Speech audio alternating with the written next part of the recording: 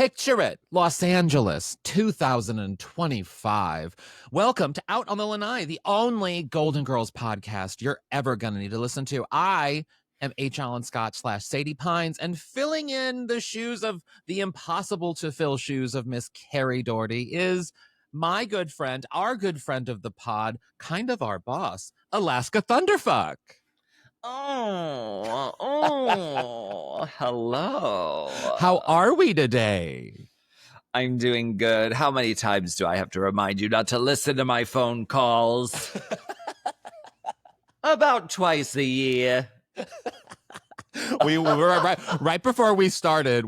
Alaska started throwing out quotes and everything, and I was like, "You got to stop talking. Let's just record. We gotta we gotta get this." I was throwing quotes from not even this episode. I'm gonna have my tummy tucked and my breast raised and my face lifted. That's literally me. I just turned 40 a couple months ago, and it's that time. You're so brave for even saying it. I've been 32 for years.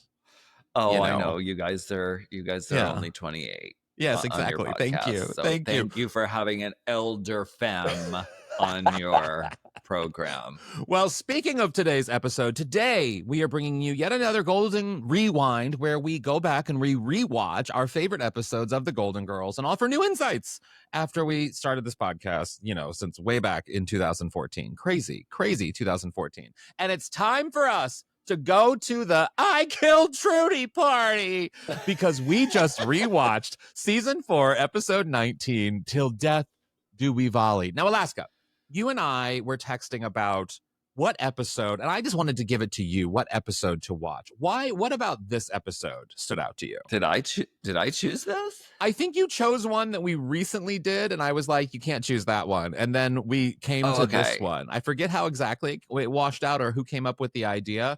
I have been wanting to rewatch this one for a minute because I want to talk to someone about Anne Francis, who plays Trudy. Anne Francis stars in Forbidden Planet. Also famously had a beef with Barbra Streisand because of Funny Girl. Do you know about this? Why? Anne Francis was supposed to be Funny Girl? No, she wasn't supposed to be Funny Girl. So I just finished listening to Barbra Streisand's memoir, and it was perhaps the most captivating 8 months of my life, because it is the longest memoir. Year. It's the longest memoir you'll ever read and or listen to. And her memoir, she has so many moments where there's a moment in it where I pulled it up, but she goes, and one of her co-stars in Funny Girl, Anne Francis, was in it. She played, I believe her name was Georgia. Yeah, her character was Georgia. And she played, just a side character that got cut down a lot in the film, to the point where Anne Francis, Forbidden Planet famous Anne Francis, was nowhere to be found, really, in Funny Girl, with the exception of a few scenes here and there. Like, she's there, but, not there. Anyway, Anne Francis went on The Tonight Show with Johnny Carson and basically slammed Barbra Streisand and the whole production of Funny Girl because she was cut down so much. And this beef lasted all of Anne Francis's life, to the point where she posted an open letter on her website in the aughts or something, literally explaining to Barbara why she was misunderstood about the beef that apparently she had with Barbara. But Barbara's still talking about it. How does it feel to have your butt whipped?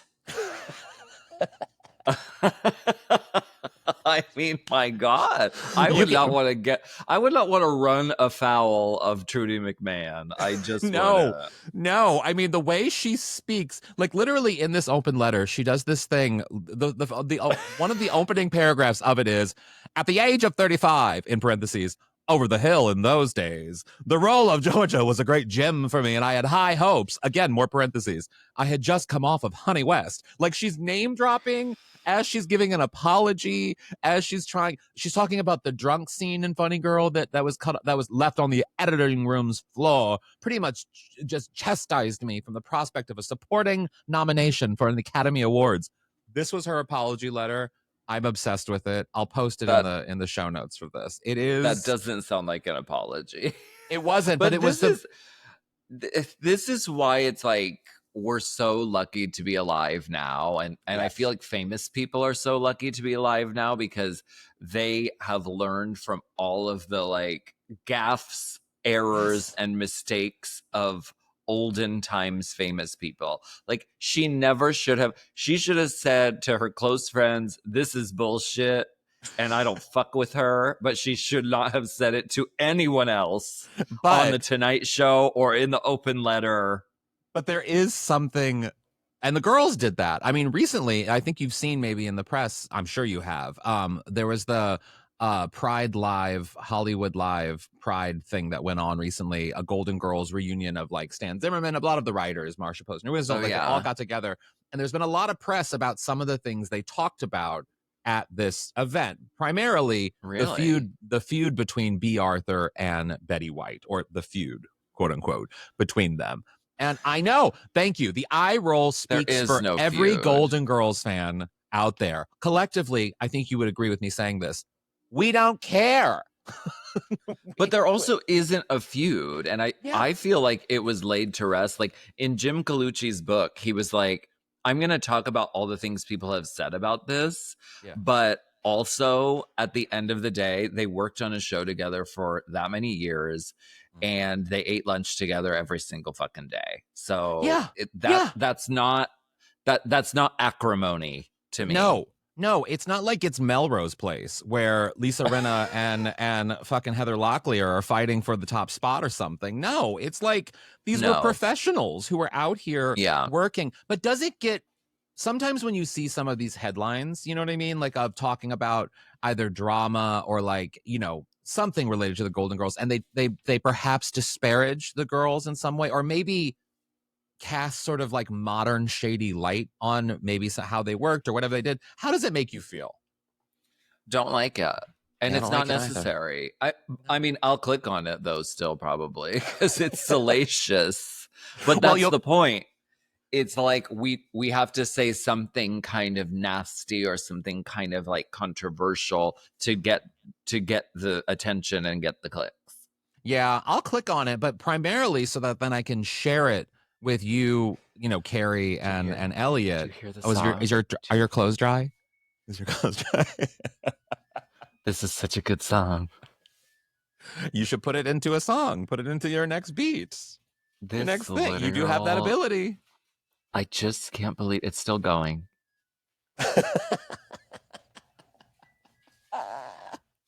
Jeremy knows the composer and like the name of the piece from the laundry machine.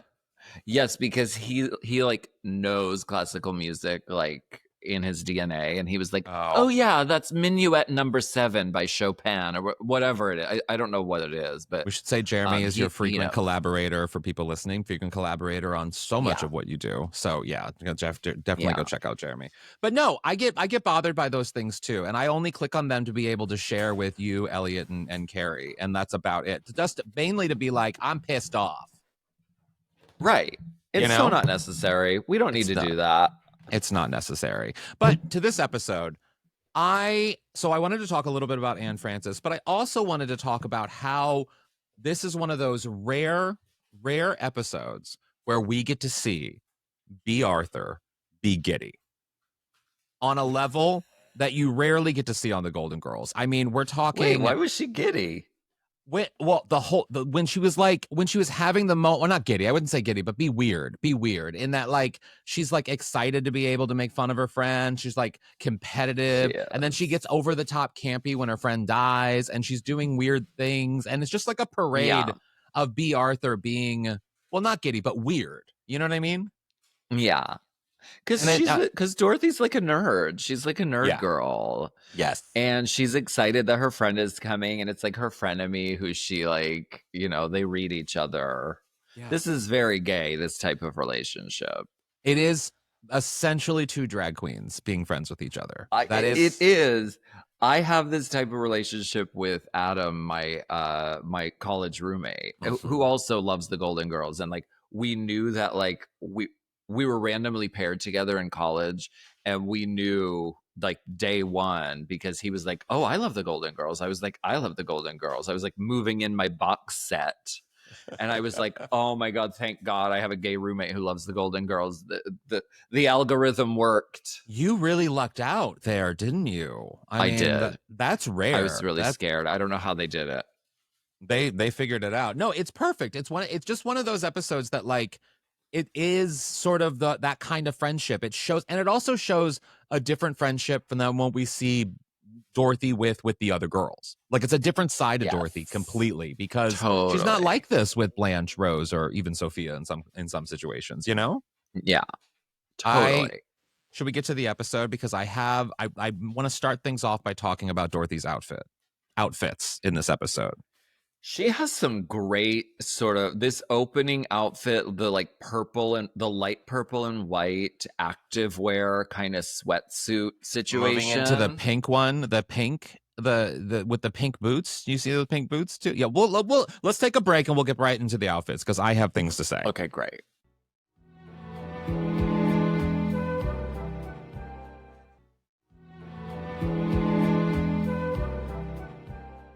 Would you wear, and I know you would, but would you wear a loose-fitting pink jumpsuit, sort of tank top situation, with not quite matching pink, but pink boots? The pink was very much off from the rest of the pink of the outfit, but yet it was all matchy-matchy in the least matchy-matchy way. In what context are you asking me to wear this? Would you wear it to Gelson's? Would you wear it to yes, no, that's okay, thank you. I would wear it in a Golden Girls tribute show where I was doing a Dorothy Zbornak recreation because I think it's fabulous. You have found slouchy boots. Where did you find your slouchy boots, or did you have them made? No, I just bought Uggs and I literally painted them white by hand. With this, really? Like, it's like vinyl paint. Like it's that paint you can like paint on sneakers with or whatever. Yeah. Yeah, I just painted them white. Little did I know that the paint would constrict them a little, so they got really snug. But they're just Uggs. They're just Uggs. Wow. Yeah. I bet she invented Uggs. If B. Arthur was alive today, she would love Uggs. I firmly believe. Well, barefoot, of course, but she would love Uggs, I think. You know, she's free in them. Well, the episode starts with Dorothy being very excited that Trudy McMahon is coming to town for the high school, not the high school reunion, but the reunion of their sort of group. The weirdest reunion. They did not go to school in Miami. What is happening with them having a reunion in Miami? What is going on? like with the Miami centric like activities of these women. Like Blanche is like, this is the bar where George and I met. It's like, you are in Miami. You are from Georgia. You lived your whole life in Georgia. This is mine and George's house that we raised our children in. No, you didn't. I brought my son Skippy home in that towel.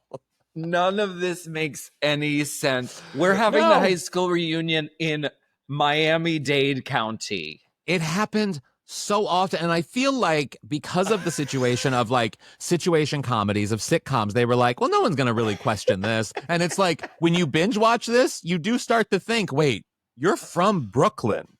She is from New York, and her high school reunion is happening in Miami. I don't know. Maybe there were enough retirees who made their way down to Florida. That's the only justification. Maybe. Did you go to your high school reunion? You know, we kind of did one. Was it in Miami? No, it was in Miami. Yeah. We were in Erie, Pennsylvania, and it was just kind of like a bunch of people got together at like a bar, like / restaurant, and we just that's what we did too.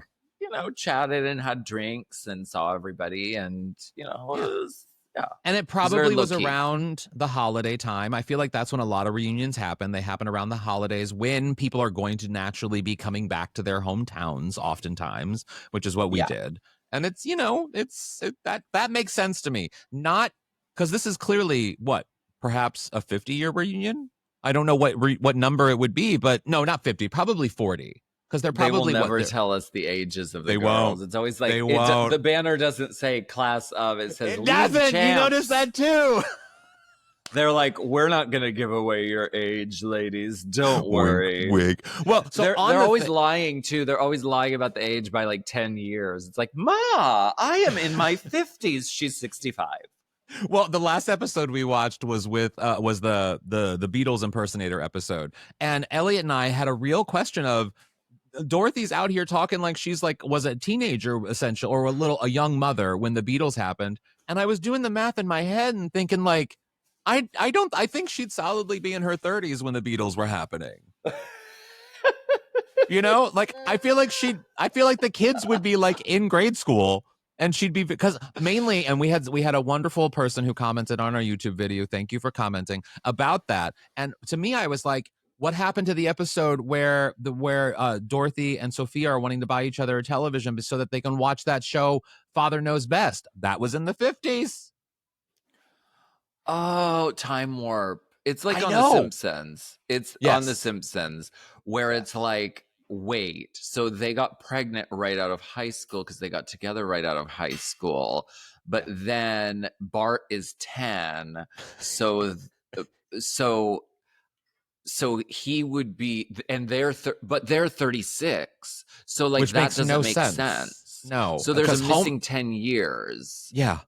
And I love it. I love it. I'm all about the mystery of ages and time. And it's all irrelevant. Well, additionally, I love television for that reason. Thank you. And it also allows us to be as vague, which is how I can remain 28 for the rest of my life.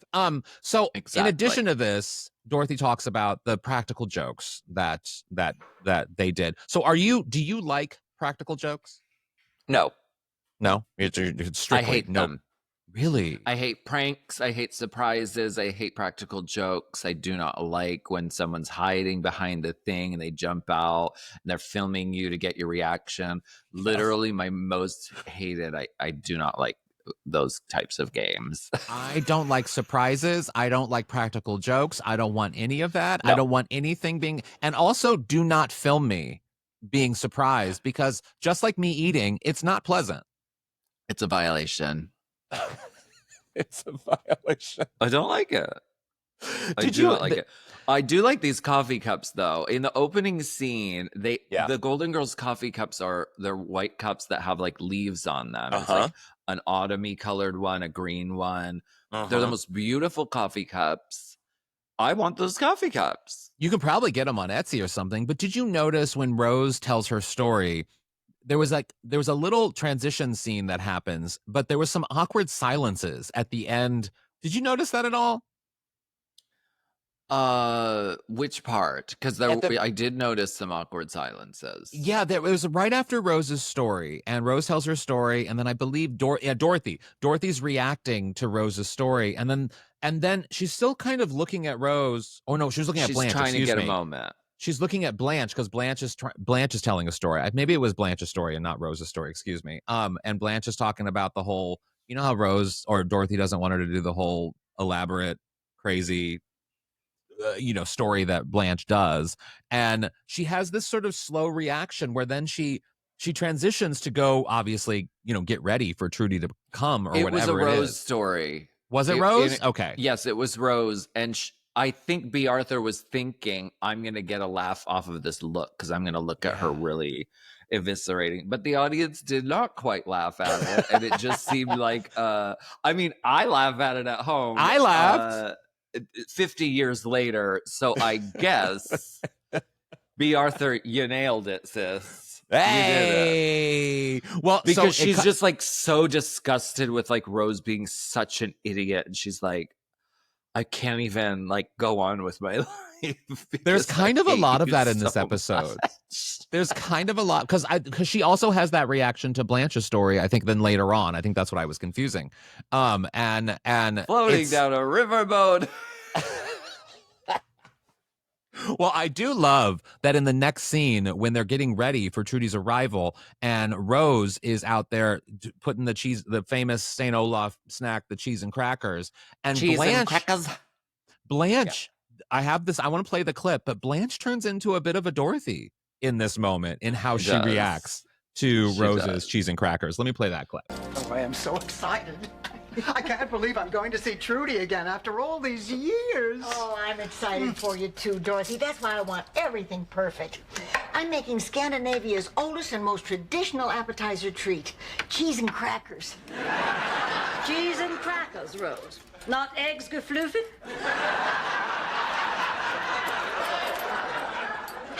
and Gunterhagens? Pigs in a Svengabluten? No, but you sure know how to make a girl's mouth water. How much do you love Sassy Blanche? I love Sassy Blanche. I love Sassy Blanche. I love Rue McClanahan. She's so fucking hilarious. And I also love when they're accidentally accurate about their St. Olafisms. Like that one time Dorothy was like, let me guess. It was Cindy Venderhoffen Scoofen Sklilfen Eisken Fosken Gilgenplatz. And then Rose is like, yeah, exactly. Yeah, you were right. Amazing. Also, we need to comment on, this is the pink attire outfit jumpsuit situation that Dorothy's wearing in this moment. It is so Trudy. She is dressed up, but she's also dressed down, and I kind of love it. It's sort of like she's this pink bohemian. She's ready to go do yoga in the park, but also pick up groceries. Yeah, you know, she can do everything in this outfit. You should get it made. I do live with someone who can do that. So yes. I should ask him to do that. Michael! Look, everyone, it's Michael! I'm so happy to see you! I'm going to play that every single morning he wakes up now. So, I have to go to work early in the morning! And I do that too. Every time I go to bed, I do that too, because he wants to stay up late every single time. So Trudy arrives, the doorbell rings, Dorothy gets out there. She's very excited. And we are greeted by a glimpse into how, I'm going to argue, toxic this friendship is, but also delightful this friendship is. I'm going to play a short little clip of their back and forth, because this right here, Dorothy and Trudy talking to each other, are two homosexuals, 2 drinks in, deep in at a happy hour. This is the conversation. Here we go. It's been so long. Boy, you look... It's been so long. I know, and you look exactly the way you did at our high school graduation. Of course, rumors were that you were 3 months pregnant. Jesus. It doesn't stop. They just keep going. Is there a possibility, do you think, in a situation like this where you're with, let's say, another queen and you're having this back and forth, you're talking to a Trudy in this situation, you're Dorothy in this scenario. Is there a level in which you've gone too far ever in your life when you're doing these kind of reads back and forth? No, I mean, with close friends, like my friend Lola and I have this kind of relationship, and even Jeremy and I, actually, because we can really just, and we say sort of the worst things that you can imagine saying to somebody, but you say it in a way that is like cleverly worded or crafted in a certain way. Yeah. So it actually is like the highest form of like love, and you know, and like we're literally on the same page and the same wavelength. Yeah. I don't think you can go too far. I have said the nastiest gutter bucket shit that you can imagine to some of my good girlfriends. See, I have to confess, I've gotten this from my mother, and friends of mine have pointed this out about me. Michael is similar too, in that I'm not, well, he's more direct. I'm not direct in my reads or how mean I can be. My meanness comes from me saying like, oh, that's great for you. Like, and that's, you see, like, and I do it, girl. I subconsciously do it, even though I'm not intending to be an asshole. My mother does that as well, where she'll say things like, oh, well, I think that's great for you. That's, and she'll silently get in the for you. And it's all, or she'll just be like, oh, well, I wouldn't do that, but you should. Yeah. And there's a judgment behind it. You know what I mean? Totally. That's very, very much me. But we learn in this situation that there's this back and forth between Trudy and Dorothy has gone back a long time. It's their thing. Were they always like that? No, her breasts used to be much smaller. I once said to my friend Nick, and it was years ago, it was the night David Bowie died. So we had just gotten like the email, the social media awareness that David Bowie had died, and we were at a music video shoot all day, and in the music video I for some reason had the name David like fake tattooed on my arm. And David Bowie died that night. And I was like, oh my God, Nick, David Bowie died. And I had the name David written on my arm. I wish I would have written your name on my arm.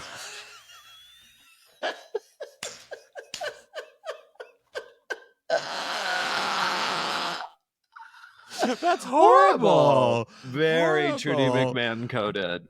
Yes, very much so. So even down to them talking about Trudy's breast implants, there's nothing is off limits. I mean, literally, Dorothy is introducing this new person to her friends, and she immediately goes for her breast implants. This is a Real Housewives situation. This is They're practically both the same size.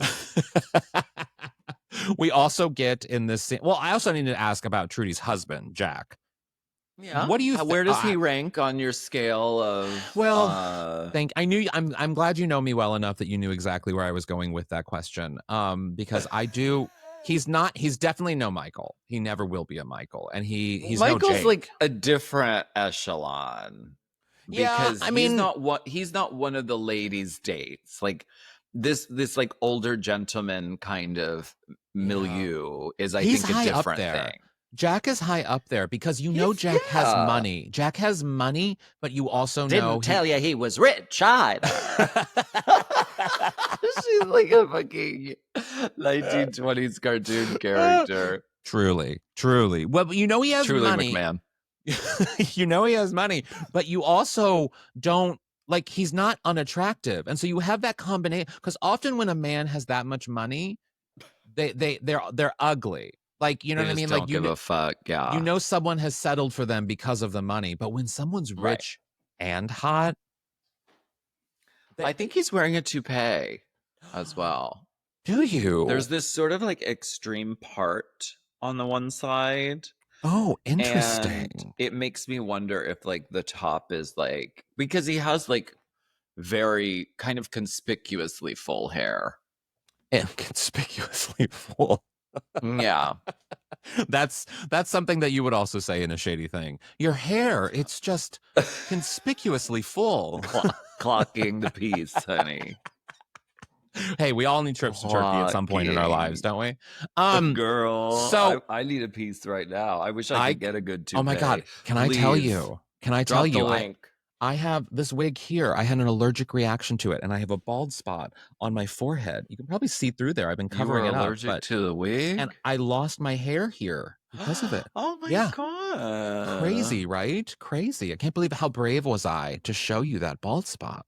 Drag really will do it. Drag will do it. Drag will do it. Well, so Trudy and Dorothy go into the kitchen, and they're doing their thing. And it gives the time the girls to talk about, well, I mean, lots of things, but we do get a Sophia fart joke. We do. They do. Oh, you heard that? They love the gas joke. And then the girls are like, Jack, we're going to go check on Dorothy. Jack has just arrived. He just got off the flight. He is in an unfamiliar home. Everyone in the entire group is now like, you stay here. We're going in the other room. The ladies are going in here. You stay here, bald man. That is not like good hostessing manners for someone to like not stay with him. But also the fact that continually on this show, men are just objects. They are just things that exist in the realm of the women, and I love it. I love it so much. You just leave the man wherever they are. They'll be fine. He'll do something. He'll fix his toupee. He'll be fine. He doesn't have a phone to scroll on. Like nowadays, I could almost see it. It's like, okay, fine. I'm going to look at Instagram. Go do your thing in the kitchen. Yes. But back then, it's just like, I'm going to be a non-player character, and I'm just going to sit in this strange living room. I'm just glad I got a line. And a name. So he's making money. And a name. So in the kitchen, we find Dorothy and Trudy arm wrestling. I do have a clip of this moment because I love there's something that it's a runner in this. It's not quite a runner, but there is two jokes in this episode from Blanche that Blanche responds to Trudy, and it happens twice in the episode. This is the first time it happens, and I love it. So Blanche is the standout in this episode to me. She's love Blanche in this episode. So let's play this clip. So good.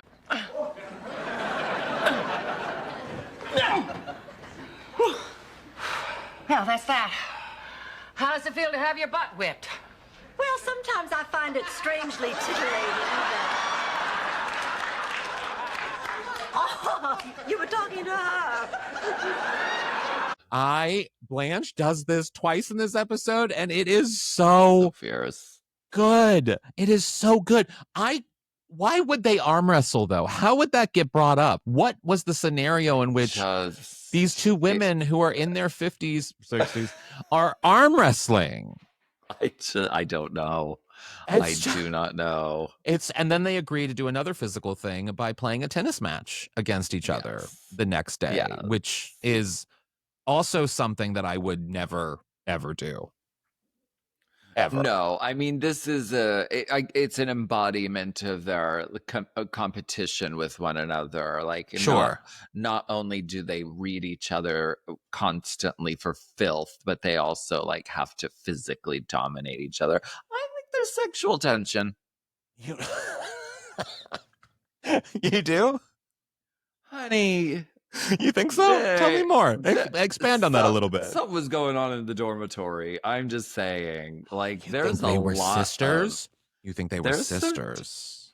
There's some tension going on here. And there's nothing wrong with that. Wait, what is it called when drag queens hook up?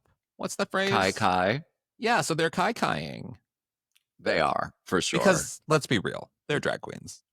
I mean, it was college. It was literally college.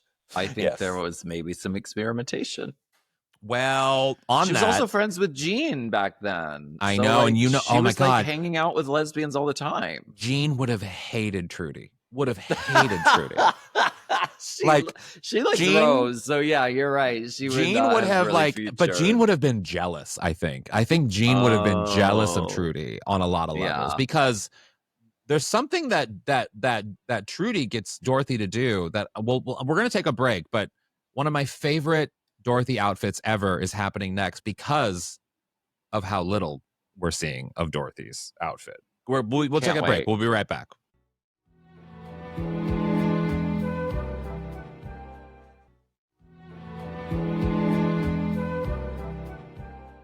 So what I love about this tennis match, now, do I love the other girls' tennis outfits? Sort of. They're wearing sweaters in Miami heat. That's probably not the best thing. Sun visors. Yeah, sweaters outdoors. Love that. Makes no sense. Makes no sense. And Trudy's tennis outfit, it matches. It's fine. It's what a rich woman would probably wear to tennis. Dorothy, though, looks so relaxed. It is not a costume. In fact, I have a feeling that's B. Arthur's pajamas. I think what we saw of Dorothy's tennis outfit, she showed so much leg. Do you think she was wearing stockings? But yes, she was definitely wearing stockings. But they also obscure her legs behind. Oh my God, yes. The tennis net. There are so many moments when she's wearing this tennis outfit. It's this scene and the next one at the house when they're back around the table. And there's a moment, I'm cutting a little forward a little bit there, but like there's a moment where she stands up and you see she has to pull her skirt down or her tennis skirt down because it's so high from her sitting. Like the way that they edited around B. Arthur's legs in this episode, it's like my unsolved mysteries. I want to get the unseen footage. I want to know more. It's everything. It's so amazing. If anyone won an Emmy, this episode.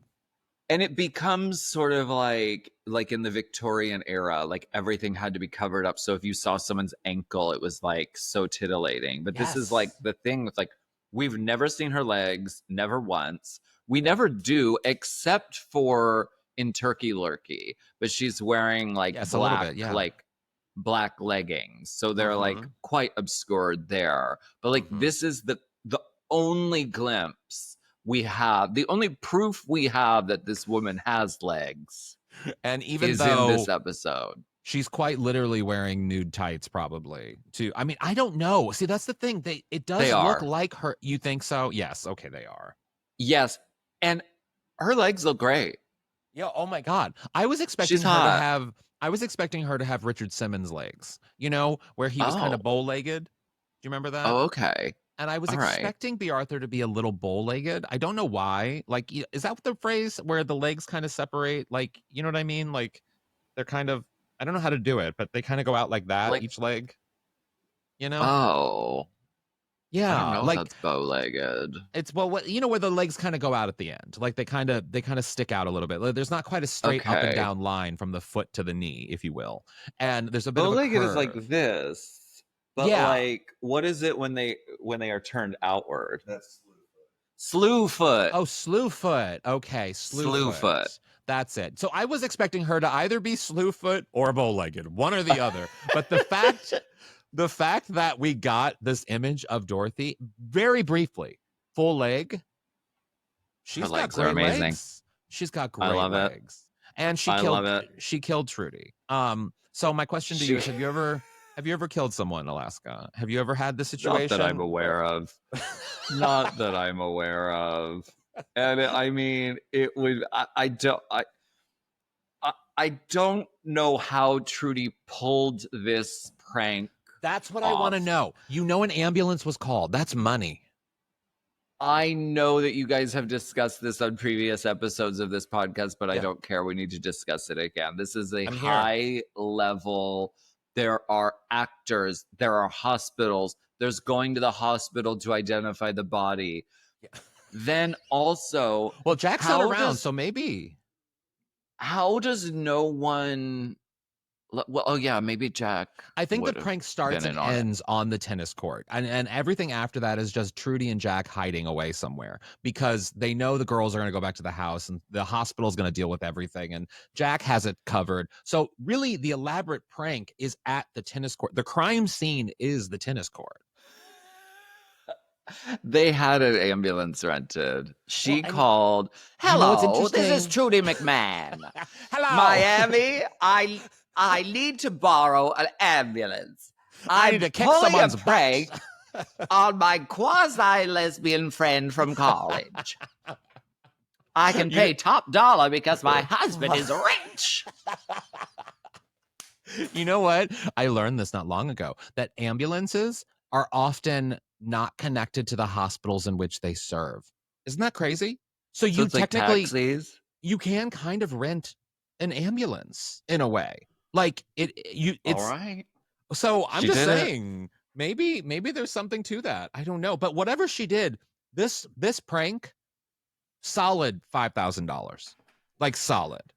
Sinking money into it for sure. And they had to hire an actor to be like the ambulance, like doctor. There's always two. Or like EMT. There's always two. One's got maybe she got Patrick Vaughn from the Miami County Community Theater. Oh yeah.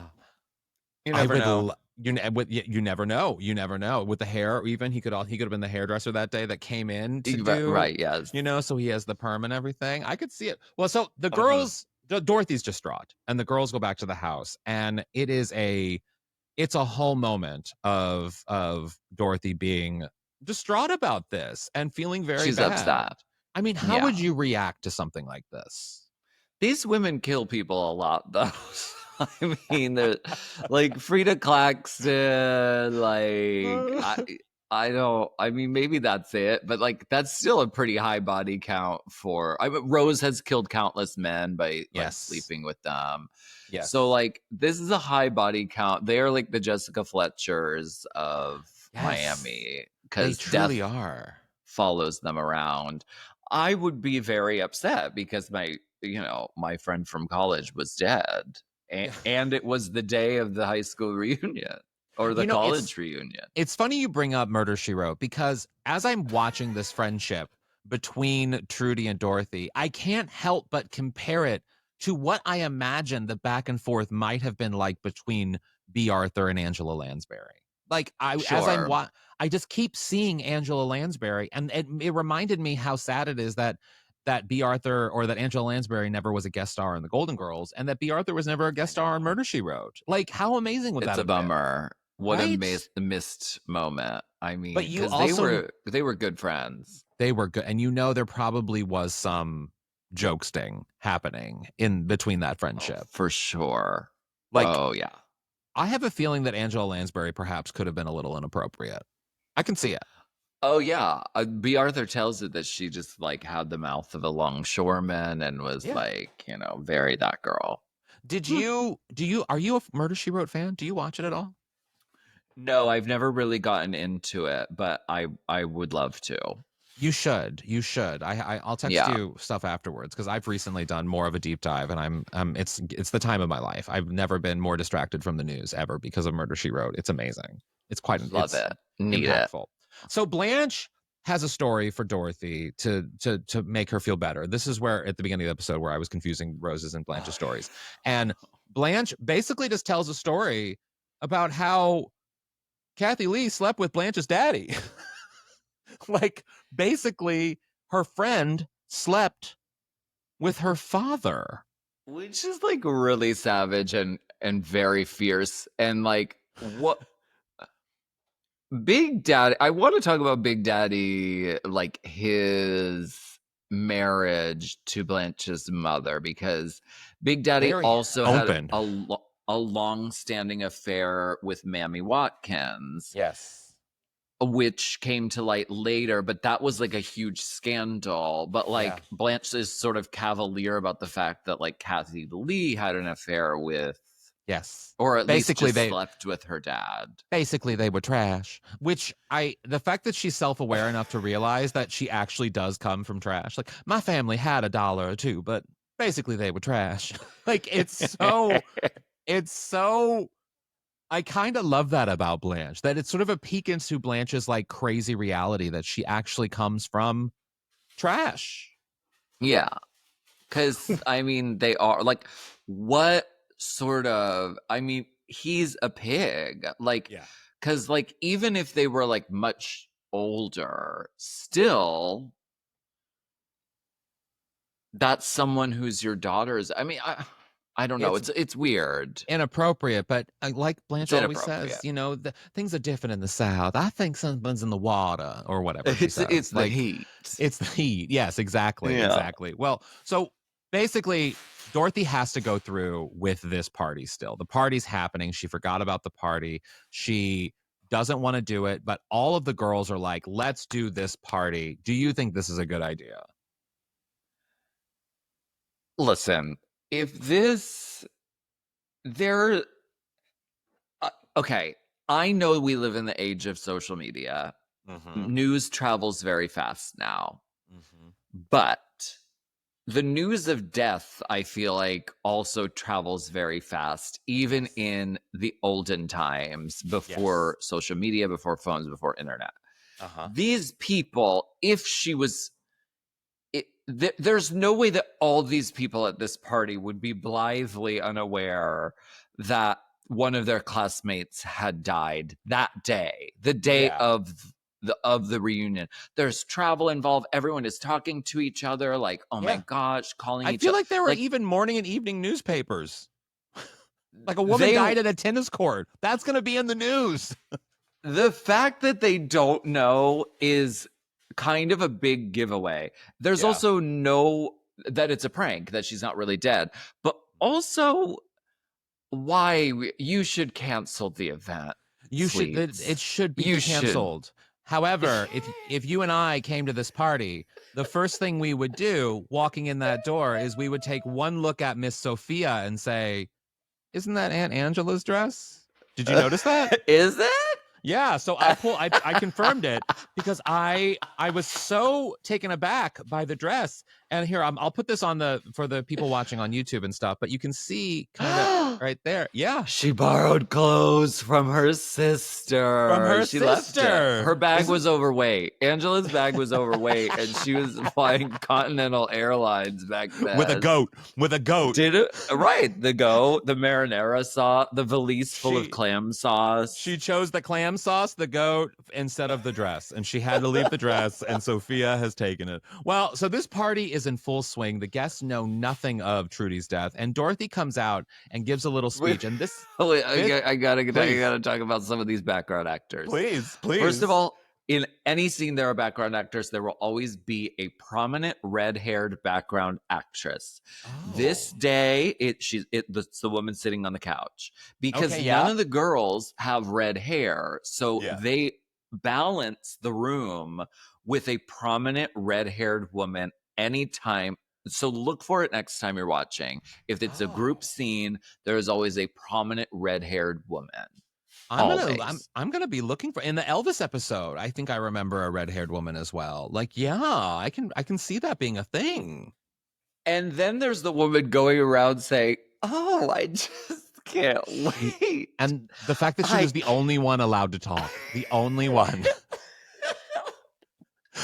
She said, "I can't wait to see the look on her face." And then Sophia says something so crazy to her. And is like, "You could wait 6 months. The expression wouldn't change." And the woman has to, as an actor, ignore this very preposterous thing that the inexplicable thing that a woman just said to her. And it's her job as an actor to just be like, "I didn't hear that, and I'm just going to go on with my background conversation." It's very like Stewie Griffin on Family Guy. It's like Stewie Griffin will be like, "I'm going to murder you." And the rest of the characters just like don't hear it and just go on with their like normal conversation. Yeah. It's very that Sophia was very Stewie Griffin in that How moment. much would you give to be a background actor on the Golden Girls? Honestly, how much would you? Everything, the whole career, Drag Race title, everything, just to stand behind B. Arthur giving this incredible speech that she's about to give, where we get the moment where B. Arthur allows herself to be weird as fuck and cry the ugly cry. I'm gonna play this clip because I need help. I'm obsessed. Here's the clip. Trudy's heart just couldn't take it. I'm so sorry that I dragged her out on the cord and made her run back and forth so hard. I wish it had been me instead of her, because it's all my fault. We might as well take down that banner and put up one that says, "Welcome to the Dorothy Killed Trudy party." I feel like we just saw B. Arthur Broadway performance, because the octaves in which she raised that voice, that's her from Fiddler on the Roof. Her voice is up there this episode. When she gets ready to go give the speech, she goes, "Well, here goes." Like, it's the highest notes that she has ever hit. She's in good voice this episode. She is. She is very much in. And then Trudy comes in. So Dorothy leaves. She comes and Trudy right in. comes in, and everyone is shocked. I do want to say, Blanche, the outfit that Blanche is wearing in this episode, this party scene, I wrote it down. Good. So good. I love it. It was like, it's not quite blue. It's like purple blue. It's a lot of different. It's fantastic. It's so 80s, but yet also sexy. It's just so fantastic. You could wear it right now. You could wear it right now, like to a party, like to like an event. Yes. So Trudy comes back, everyone is shocked, and she starts to feel bad because Blanche is essentially making her feel bad. Rightfully so. It was a horrible, horrible thing to do. And they all decide to go back to go comfort Dorothy and to explain the entire thing. That's when they open the door and they see Dorothy in bed with Mr. Baldy McBaldy, Jack, Trudy's husband. What was when you first watched this episode, go back to Little Baby Alaska. What was your reaction to this moment? Well, they're in bed. I don't know other people's I don't know other people's sexual habits or proclivities. I don't know if like just being in bed fully with the covers up like to your nose, like all the way, unless it's really cold and you like have to like shelter yourself, then like maybe that's an exception. But this is like an unusual situation. They're also not really near each other in bed. They're just sort of are fully covered with a ruler length of distance between them. Nothing is touching. Jack must be hung. Yes. Oh yes. So there didn't mention he was hung too. So there are two moments in this scene, two clips I had to pull. One is the incredible second little Blanche runner that is going on in this episode, where Trudy says something and Blanche responds in a way that it just continually tickles me. Here's Blanche. Oh, honey, it's not what it looks like. Obviously. Dorothy thought I was dead, tried to comfort you, and the two of you got carried away. Okay, it is what it looks like. I can't believe this. I was just playing a prank. Do you have any idea how I feel? I mean, what kind of person jumps into bed with her dearest friend's husband? Well, not necessarily a bad person. Sometimes circumstances... Oh, you were talking to her. It's just so perfect. I love that they were able to maintain, because the thing about this joke with Blanche is, even though you can come into this episode having never seen the Golden Girls, what makes the joke even richer is that you have such a relationship with this character that you know, no matter what, even the most shocking thing, like seeing this person alive who was supposed to be dead, is not going to stop this character from being filthy, horny, funny, self-involved. It's just so perfect. She's like, well, yeah, I mean, it's not necessarily bad. Like, yeah, like sometimes it happens. And, you know, I mean, she's just so fucking hilarious. It's true. And then it gets to... Gotcha! And they're wearing their shoes in bed. I know that on sitcoms, everyone just has their shoes on all the time because they're like action figures. Well, they do not take their shoes off. And as Willem talks about on Race Chaser all the time about the pit stop being shoeless all those seasons and it being a set violation or whatever. So they probably never did, you know? They never were, but it really bothers me when people wear shoes in bed, even on TV. It really bothers me. We were watching Roseanne because we were just like rewatching the whole series. We still are. Amazing, isn't it amazing? Yes, and it was always like Darlene and fucking Becky were just always like in bed with their shoes on, like running or jumping, and I'm like, that's so. Don't do that. It bothers me. Do you have house shoes? Are you a house shoe person? Yes. Yeah. I just take them off because I'm not barefoot. I don't do barefoot. I will never do barefoot, but I will do a Birkenstock. Yeah. Like, yes, there can be different footwear that's like for inside. Yes. But like, I don't think that it needs to come from like the literal streets of like Los Angeles or Miami. We know Miami's filthy. So like, you know, we don't know. We don't need that. And then the second clip that I have, and it's only because of the way that Trudy says this line. It's Anne Francis's delivery of this line is the only reason that A, I ever want to watch this episode, and B, why I wanted to play this clip. It's everything. This is the most underhanded, sneaky, practical joke anyone has ever made, and I have just one thing to say. Boy, have I missed you. Oh, Trudy, I've missed you too. Boy, have I missed you. I mean, the way... Like, if all of her scenes were cut from Funny Girl, it was like everything in that line delivery was her making up for all of her scenes being cut from Funny Girl, right? So genius, so iconic, obsessed with her. And I'm obsessed with her in the Twilight Zone episode. Yes, she's incredible. The After Hours. Yeah. Which... Severance did an episode called The After Hours, which has like similarities and parallels. You can look this up on YouTube, but because in The After Hours, it's like a woman who like is a mannequin but doesn't know it, and she goes back to the department store and is like, I guess I just spoiled the episode, but anyway, it's been out. It's been out. But look up the similarities because there's some like symbolism and like references to the Twilight Zone episode. And that's Anne Francis. We love Anne Francis is actually kind of a Hollywood icon. Little bit. She's so Look her fierce. Up. She did everything. Well, so Trudy and Dorothy make up, and then Blanche confronts Dorothy and Rose and Blanche, I should say. And Dorothy is almost left there. She's so upset because she thinks she really hurt her friends. Turns out Blanche is able to do her own little practical joke, which I thought was like a really good way to end this episode. And the fact that Rose didn't get it, of course, didn't get it. Rose is like, I don't fuck with you anymore, Dorothy. That is not cool. We are not friends anymore. Oh my God.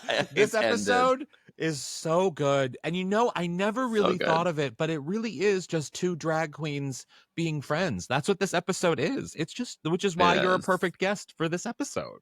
Because we're love friends.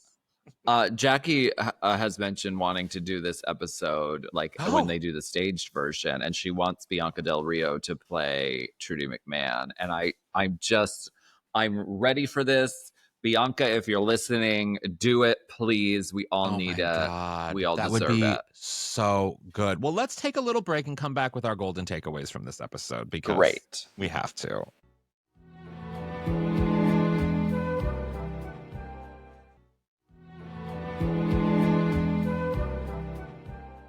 And we are back with our golden takeaways, which is a nugget of truth or inspiration that you can apply to your lives or the lives of our listeners. I'll start so you have some time to think, Alaska. Okay, so my golden takeaway from this episode is I want to normalize like having warts.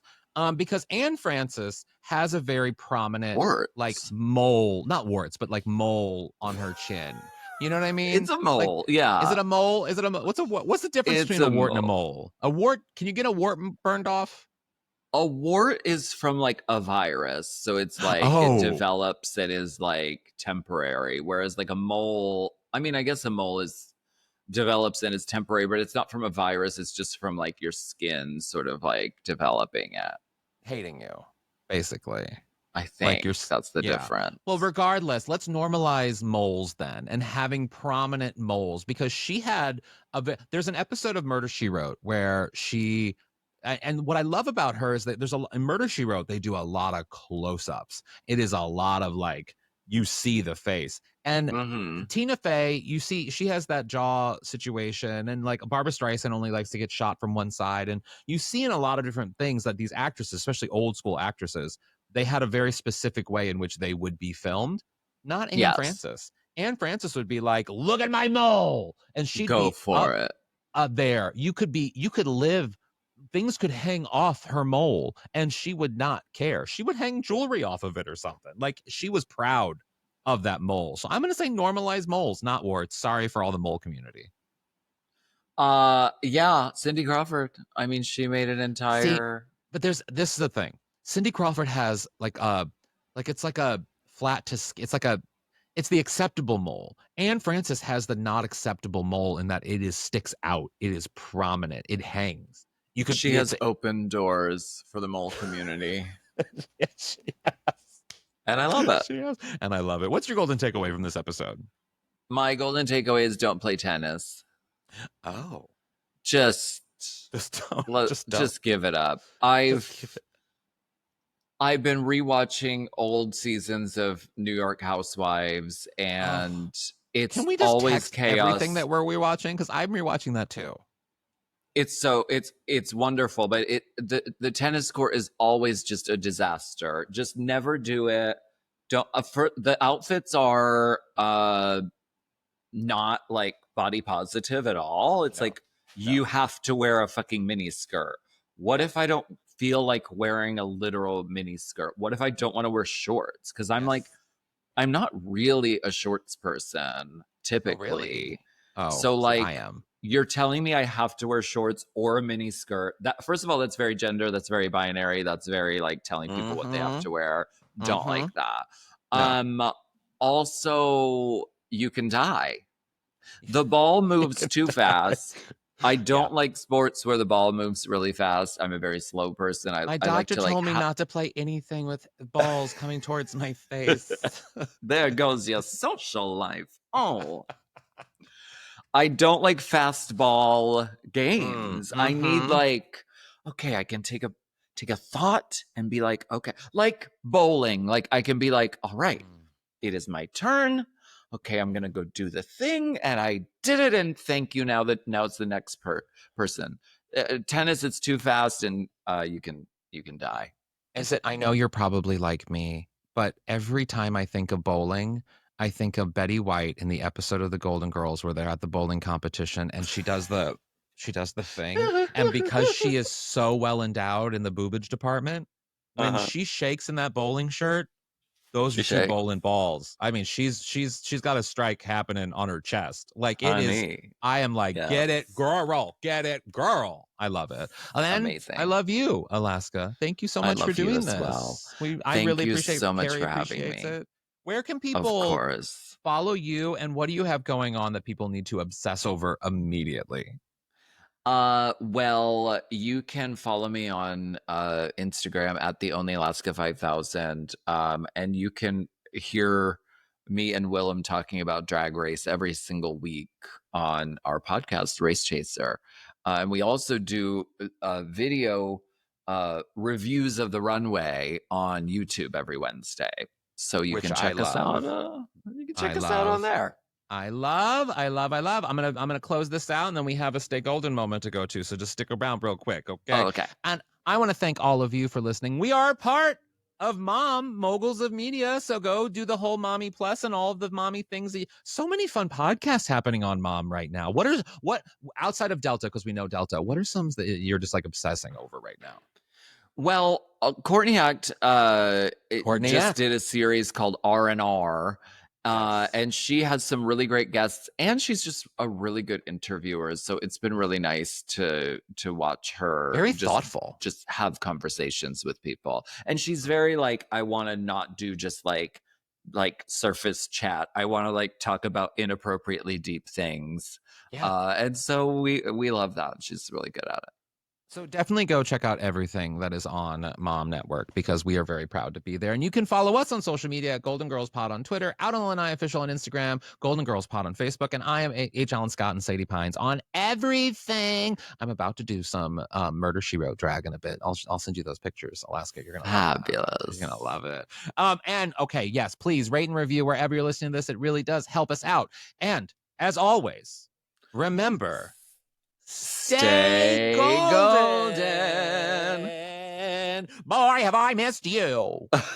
We thank you so much. To the Trudy party.